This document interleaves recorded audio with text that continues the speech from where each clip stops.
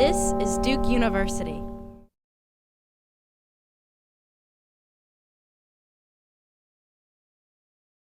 It's a great welcome, a great opportunity to have Steve Denning here with us and to be able to welcome him to the firm. This is unique in several respects. Steve is the first, I want to say, private equity banker who has ever spoken to you all. And I'm sure that many of you, when you got the invitation, wondered why. Why we're doing it at last, in any event. Well, the reason is really very simple. It is that there have been only two examples that I know of in American history where a foundation has financed a firm that either dealt in making money for other people, or made loans to people, most of whom are covered in this room right now, if you're a member of the faculty. You know what I'm talking about? The first one was? It was Andrew Carnegie's, the Carnegie Foundation for the Advancement of Teaching, which established the teachers' insurance and whatever it's called, a TIAA CREF, which was at one point the largest pension fund in the United States. It is a pension fund which insures virtually all academics, most foundation officers, and many others. So that was instance number one in which a foundation had the wisdom to discern a need and to provide the money with which to fill the need. The second one really came right out of the blue, in a way. It's driven solely by the persons involved, and that is where Steve Denning comes in, because Steve Denning was the first president, worldwide managing partner of General Atlantic Partners, which ended up creating a well-known record in terms of year-to-year growth for its investors. And Steve staffed the firm in the beginning, ran it for 20 years, 30 years? 20 years, and then turned it over to the person who was working there with him, Bill Ford, who is still now in charge of General Atlantic. And so you have to ask yourself, I came to know Steve in large part because, as you may know, General Atlantic Partners was the organization which Chuck Feeney decided he wanted to have as part of Atlantic Philanthropy's businesses. And he recruited Steve, and Steve, you may or may not want to say more words about Chuck and how that all came about, but in any event, it's clear when I went to work at Atlantic in 1993, you were the first person that Chuck said, you really should get to know Steve Denning. And it's been a blessing to me ever since that I did. But in any event, General Atlantic has a track record envied by most other people in the private equity business, and he has done a spectacular job in building it. Steve, it's taken us 3 years, 4 years, maybe 5 years. Ever since, I guess, several years ago, let's just put it at that, I decided that Steve Denning would be an interesting speaker for this program because of his involvement with both philanthropy and in fundraising for business purposes, but later on fundraising for academic and nonprofit purposes. He was thought to be a sufficiently competent, let's say, fundraiser that Stanford named him co-chair of the campaign that Sanford ran that I think raised $6.5 billion? 6.3. I didn't mean to exaggerate. 6.3. Well, give a decimal here. But in any event, he was the co-chair of that campaign, which has succeeded. I think the figures they put out at one point shows that it was raising $1 million a day. Was it something like, what was the figure? Was it something like that? We've gone on since then to raise about $1 billion a year. I see. So Amazing. maybe like 3 million a day. Yeah, 3 million a day. In any event, which is quite a record. And subsequent to that, he was elevated to the board chairmanship of Sanford, in which he did not stop fundraising either. He comes here with a perspective of having seen how Atlantic Philanthropies as a philanthropy operated and how philanthropy works within universities and what universities can do at their best with monies raised from philanthropy. So let me welcome Steve and thank you profoundly for coming. I'm enormously grateful. Well, thanks to Joel. I mean, he's been a good friend, as he indicated, since 1993, and it's one of those friendships, probably like so many of you in the room, that you cherish for what Joel is and what he represents. So, as he indicated, this presentation might be a little unique compared to what you've had in prior instances and what you might be having going forward, because I noticed a lot of the people that flashed up on the screen, were very prominent heads of foundations, some of whom I know and some of whom I don't. I'm not in that particular category. And, I thought I'd talk today and then open it up for questions. And frankly, even as I'm making my remarks, if anybody has a question, fire away. Because I'd really wanted to talk about it from three perspectives. And the first was personal observations, as the individual that, played a major role in building General Atlantic. So the perspective from private equity, which is probably one that you typically don't hear that much. Then my own personal experience with regard to my own personal philanthropy and what I believe. And then the last is really the global conditions that I think we all are facing today, and I don't mean in the geopolitical realm. I'm talking more sectorally, and I think the world is very much awash today with disruptive change, and I think it has implications, obviously, for the philanthropic sector, as well as many other aspects of our society. So I just wanted to give a little bit of background on myself.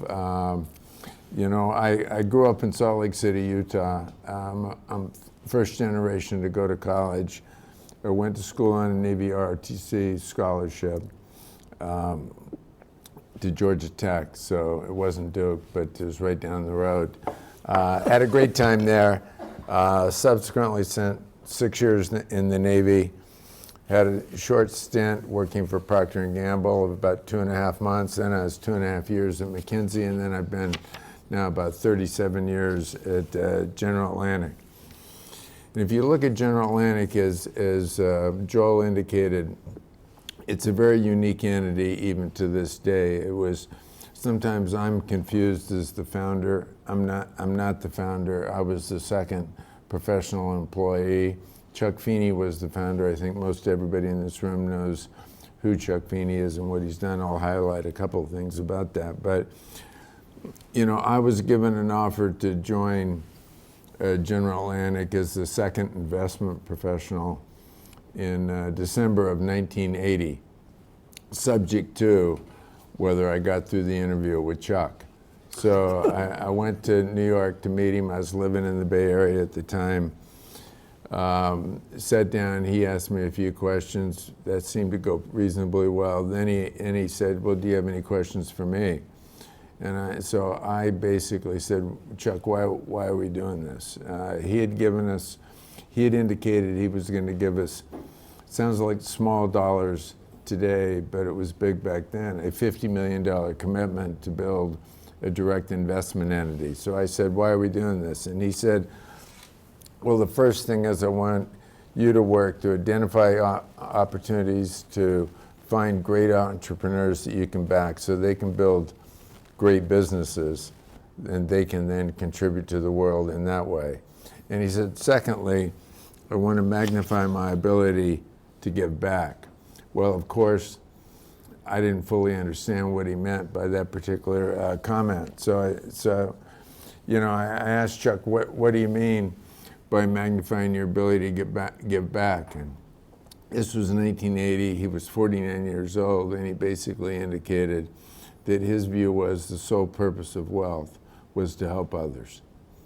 And it was a remarkable statement, and of course, I was 32 years old at the time, and it didn't resonate. It resonated, but not as much as it does today in terms of what that really means, because this was an individual who was basically deeply devoted to building his net worth so he could help others and he could help improve the human condition. And, he wanted us to build his net worth, not manage his net worth. And there's a distinct difference there. This was an individual who was probably at the time, worth less than $500 million. But he had a very distinct cash flow off of business he had started, duty-free shoppers, that dominated the duty-free business in the Pacific Basin. So it could grow and throw off cash. In our business, that's a magic combination. And so he really wanted us to build his net worth and build it quite significantly, and he was willing to take the risks associated with doing that. The result was, we were started in April of 1980. He invested with us for 30 years and 1 month. And over that 30 plus years, he earned a gross IRR, internal rate of return, of 32%, and a net IRR of 25%. So he realized almost $4.5 billion of cash for his $2 billion investment that he had made over that 30 years. So, and this was indicative of the discipline that Chuck had, in that he not only had backed us and allowed us to build General Atlantic, but doing it in a very disciplined way. But Chuck, was committed to giving while living, and I think everybody knows what he did with his wealth. But he wanted to basically conclude his giving by 2017, 2016. And he realized that given the cycle of our investments and what it took for the companies to grow, mature, and us to generate the cash from them, either selling them or taking them public, would take 5 to 7 years, he had to stop way ahead of when he would conclude his philanthropic giving. And so Chuck basically went right up until the end, those 30 years, 1 month, and then he basically ceased investing with us. We still had a big, sizable pool of assets that we were managing on his behalf. But he was no longer putting new capital into investments. Well, I think, as you know, he concluded his giving early part of this year, where he gave away a total of $8.6 billion. But I think there are other individuals that have given away potentially more money, but I don't know of any in my lifetime. I mean, there certainly are a few others, but very few, who have given 99% of their net worth away. And it's what he didn't do with anything else. Yeah. He didn't do any other kinds of things that most people with that kind of wealth do. It was all really focused into the giving.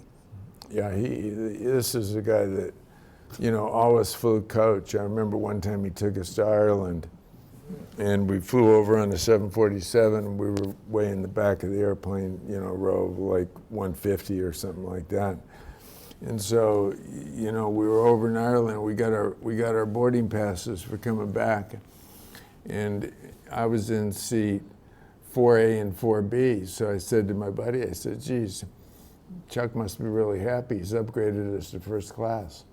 And so I got on that airplane. It was one of those 747s outfitted for about 800 people. And I was in 4A and 4B, but it was one class, coach.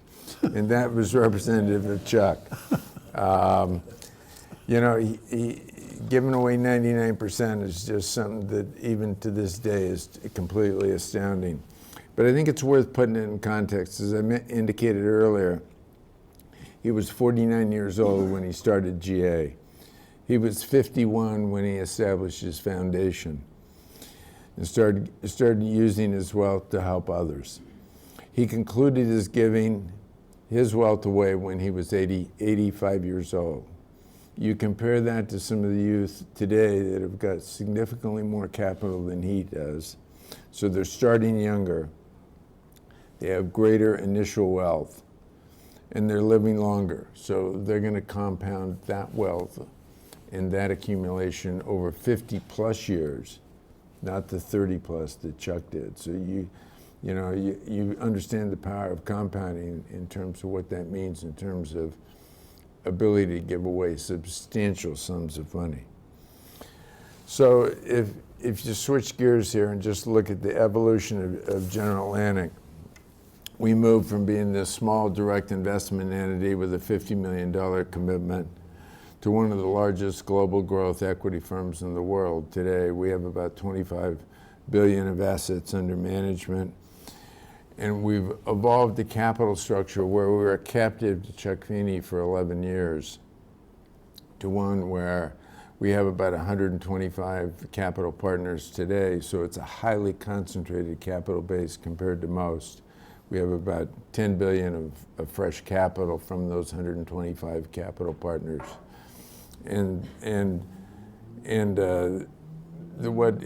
What is still our roots is more than half of that capital comes from wealthy families from around the world. And so having a capital base that's principally families and of that concentrated nature is quite different for GA. And it's given me a little bit of a perspective of, working with these wealthy families and being able to see what they might be doing with their assets and their philanthropy from a different point. Just to give you the final sum on GA, like I said, we have about 25 billion assets under management.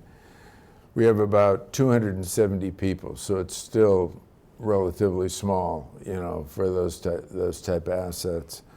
We have about 110 investment professionals. We have offices around the world, 13 offices. But just to give you a sense of it's still a very powerful model. I mean, we'll return capital of over $4 billion this year to our capital partners. So it's a very powerful model in terms of the economics underlying it.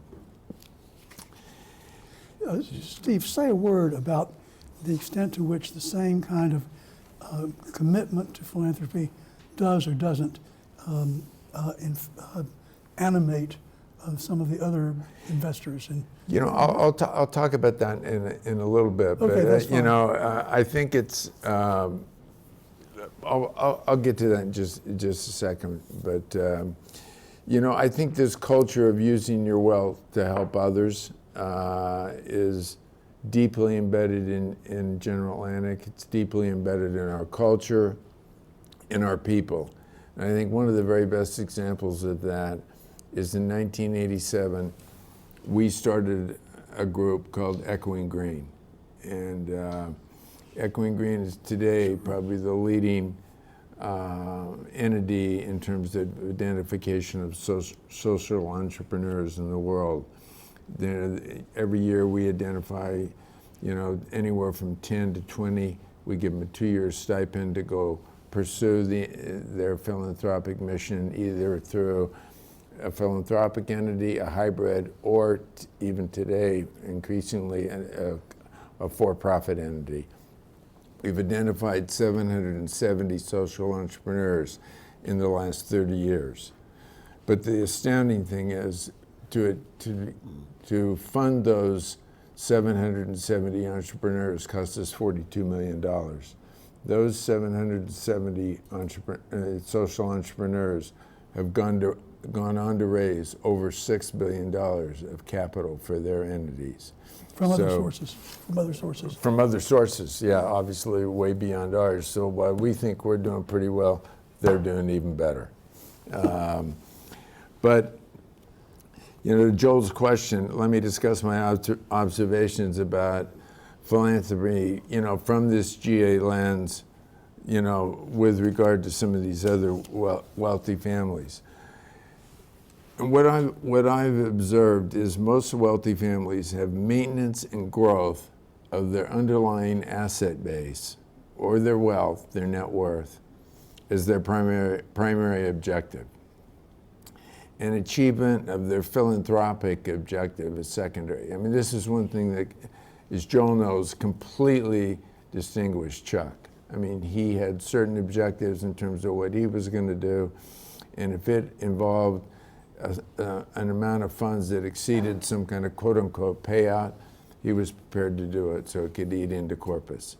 And you just don't see that in the wealthy families. I mean, occasionally you'll see one or two of the about 60 or 70 families that we deal with. Most are highly focused. Now, a lot of that's self-selection because they come to us, for that very reason.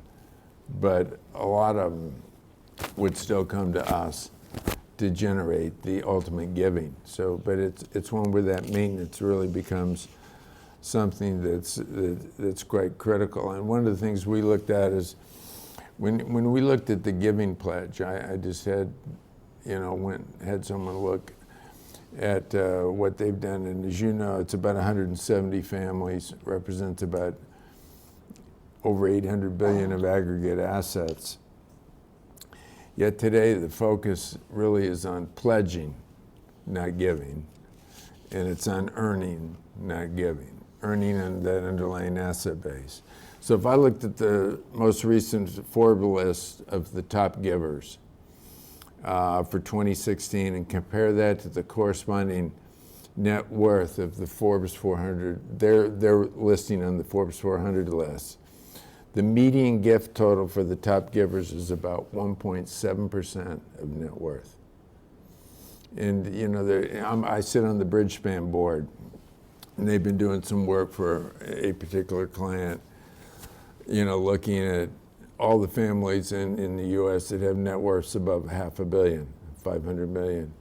And I can't disclose what that percentage is, but it's roughly in this same range, in the 1% to 2% range. And, so it's pretty consistent.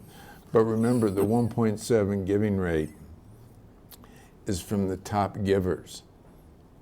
So it overstates it if you look at it with regard to the full list of the Forbes 400.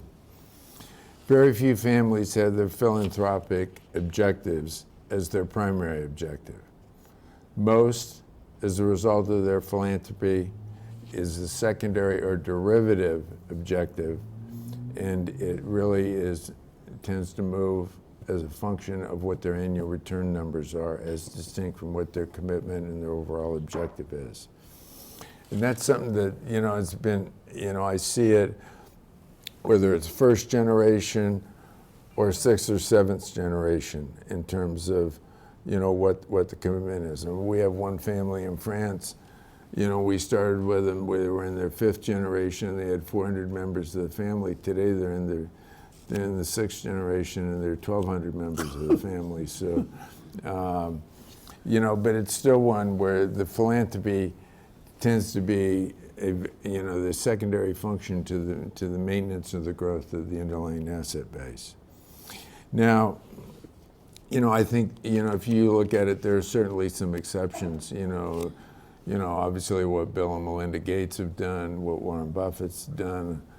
And then most recently, George Soros, he gave away a significant amount of capital. But, they tend to be, at least at this juncture, the exception. But I'm hopeful, like I think most of you in this room, that it won't be the exception going forward. And you look at those 170 odd families that have committed, and setting the example for a lot of people that don't have that level of wealth to do more with regard to their commitment to giving while living.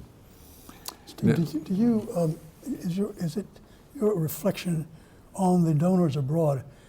For example, in France, more often than not, they're more interested in building wealth for dynastic purposes, building their family's accumulation of wealth rather than for any kind of specific philanthropic outcomes. Yeah, I mean, I'd say all the families are philanthropic. It's just not their primary objective. I mean, they have a variety of philanthropic entities and organizations they support, but it's not something that drives what they're doing. It becomes derivative or secondary. If you look at, now I wanted to just discuss, when I say my own, it's basically mine and my wife. So let's be real clear there. It's the two of us, but it's our own personal objectives and experience. And like everybody in this room, we've read Joel's book, and whether you're a spend down foundation or perpetual, that really depends on what your objectives are as a family or a foundation or an entity.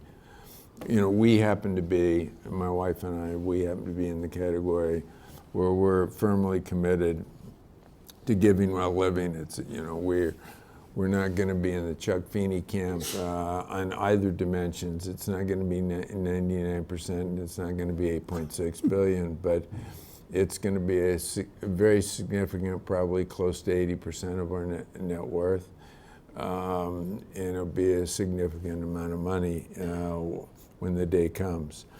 But we're committed to giving while living, just because we think there are a variety of different ways that you can apply that capital, and the benefit of doing it today versus tomorrow is a real benefit to society. But we tend to leave very little to our children, and as I indicated, give away the vast majority of our net worth. Our philanthropic objectives have been, I would say, a little bit different. They're certainly not in the unique category. And we've focused our time, and capital on established philanthropic entities, like the Nature Conservancy, like Sanford, well-established institutions where we believe in their mission, we believe in their leadership, and we believe it is successfully achieving its mission, but that it's also offering a platform with the potential for strategic entrepreneurial initiatives. And that's where we've applied a lot of our capital into entities that are very well run, but we can use that capital to seed and start other things. So we've been involved in a number of philanthropic entities where we have committed capital and seeded entrepreneurial initiatives within these trusted institutions. Stanford's a very good example with the new Knight Hennessy Scholars Program, which is what we believe, maybe a little aggressively believe it to be the kind of the Rhodes Scholarship of the 21st century. But that's the one where we made a reasonably sizable commitment to it, and again, it was seeded as an entrepreneurial initiative. This is something we did to honor our president who just stepped down, John Hennessy. So we had to raise $750 million in about 6 months, and we did that. We've done it at Georgia Tech, at my alma mater, where we've started a couple programs that again are working out quite well, but they were ones where we seeded them and then build them into something more significant. With the National Parks Conservation Association, they always would name, their 10 best, 10 worst parks, and I always ask them, how do you figure out what you know, how do you get those 10? And they basically pulled them out of the air. So we funded, we funded an entity to, you know, an initiative to go out and understand the condition at that time of the 385 odd national parks. Today there are about 425. So you had a fact base underlying your designation, most importantly, so you could see progress and map progress from year to year. We've done a lot with the Nature Conservancy, you know, and we basically seeded the Urban Conservation Initiative, believing that, you know, that's where the majority of people are going to live, is within the urban compound, within the urban center going forward. We've also funded something along with the Nature Conservancy, Wildlife Conservation Society, and the University of California at Santa Barbara, which is where you would go try and address and solve major environmental problems independent of where you had organizational capability. You would virtually create and staff that to go after that particular opportunity on a collaborative basis. And then I've done a number of things in India where we seeded some initial forays out there. One, the Nature Conservancy to establish their presence there. Secondly, for Bridgeman to establish its presence there and be able to take what it's done here in the United States and the intellectual capital that it's developed in terms of, you know, how to be more effective in the philanthropic and charitable sectors and apply that to India. Not trying to impose it, but apply it to India. And then lastly would be Brookings. Again, I was at one of a few who really said that we need to establish a major presence there. So those are all indicative of organizations that were able to, you know, were able to seed, and then the organization was able to nurture and develop and build those into reasonably significant thrusts for in each one of those entities. But if you look at that today, you know, I strongly believe in the effectiveness of these established institutions that have demonstrated this track record of impact and deep commitment to have even greater impact in the world. Now let me shift to the state of the world, and as I indicated, not geopolitically.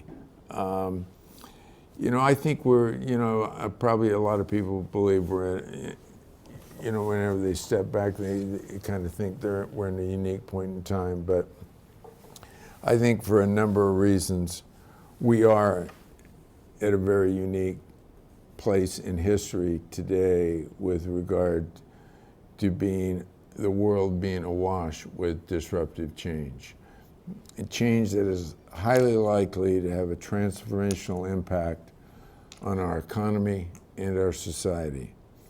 And I'm speaking about disruptive changes driven by the digital era and its ability to redefine work, social norms and societal structures, the biological revolution and its ability to alter and extend life, urbanization and its impact in the reshaping and recontouring of where we and how we live, work, and play. Now there are other big changes that are going on, but those are three of the major ones. And it's not just the independent impact of these major trends, but it's also the interplay and interaction among and between these elements that creates both the challenge and the opportunity. But let me just focus on the digital era, and even there, I'm not going to talk about the array of digital technologies that are encompassed within that. You know, autonomous vehicles, drones, artificial reality, augmented reality.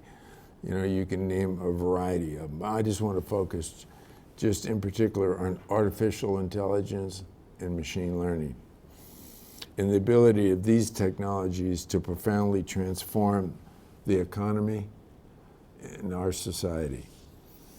You know, there was a recent Oxford University study that looked at the impact of artificial intelligence and machine learning on 750 white-collar jobs.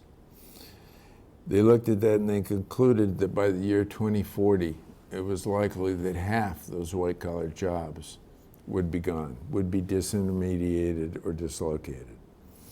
And that has massive implications, as all of us know, for universities, because not only does it impact what we do, but how we do it. But, you know, our very graduates, I mean, go on to white-collar jobs. So it has very, very significant implications. But I think it's indicative of the disruptive changes that we are likely to face in the future. And it's something where I think you got to step back from it and look at it in the philanthropic vein too, because it's not where philanthropic and charitable entities are going to be immune from the consequences and implications of some of those highly disruptive changes. And that we need to really make certain that the incremental change that all of us might think would be satisfactory and adequate is in fact meeting the ultimate need that we need in the world. And I think it really requires us taking that outside-in perspective and beginning to assess what's important, you know, and how we achieve it, and can we do it with the entities that we have. You know, because I think a lot of, when we're looking at philanthropy today, you know, I think there's a tendency to be very satisfied with, you know, you might be growing at 50% and think that that's adequate. But if you really look at it with regard to what you need to do to satisfy the full need, you know, 50% growth over a 10-year, even a 10-year period is not going to get you to satisfying the need in the way that it should be. And so that change is one that I think really requires some real thought. And you know, Atlantic Philanthropies was an entity that really went after a lot of big bets and ways of addressing that. You've seen some other ways of recently where you've had what I call aggregation strategies, where, you know, like Blue Meridian Partners, I don't know how many of you are aware of that, where it's probably where about a half a dozen very wealthy individuals have come together to make significant capital commitments, aggregated almost $1 billion to go after youth development and poverty-related issues. And their attempt is to look at it on a systematic, integrated landscape basis, so that you really realize that funding one particular entity might, you know, get you part of the way to the solution. But if you funded 5 entities, all of which work together, you'll achieve more than your initial impression of what's required to realize the ultimate objective of getting youth out of extreme poverty. And, you know, I think you're going to need some new approaches to really begin to look at it. We've talked for a long time about, you know, the lack of capital markets. I mean, we have robust capital markets, obviously, in the private sector around the world, but we have no real capital markets underlying our philanthropic sector. And so we task most of our leadership have to spend half their time out raising capital. Well, if that were the model that we had in the private sector, guess what? The economy had, you know, grind to a halt. So, you know, but we've been satisfied with allowing that condition to persist over some reasonable period of time.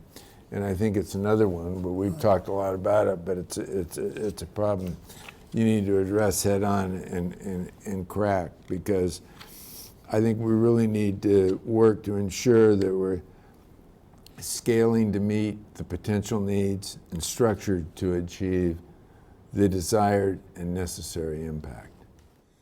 Well, we've run out of time, and Steve, I want to thank you heartily with great enthusiasm and gratitude for coming.